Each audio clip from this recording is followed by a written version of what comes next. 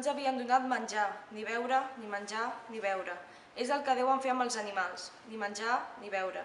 Anàvem brutes i escabellades. El vagó podia i podíem nosaltres, i l'aire no es regenerava de cap manera.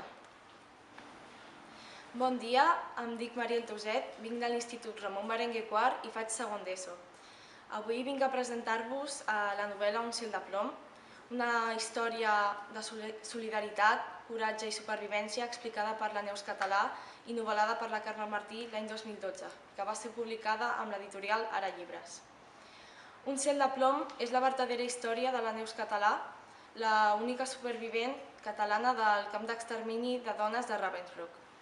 La Neus ens explica l'infern que va passar quan va ser capturada i traslladada als diversos camps de concentració que va estar. És una història realment dura de llegir, perquè cada frase i cada pàgina de la novel·la et fa imaginar els moments horrorosos que van haver de passar ella i les seves companyes, que eren altres presoneres. Aquest és un llibre que m'ha agradat molt perquè m'ha fet veure les conseqüències que va portar la guerra a moltes persones. Sembla una mica extens, ja que té 333 pàgines, però la lectura és molt àgil i un cop l'has començat no pots parar de llegir.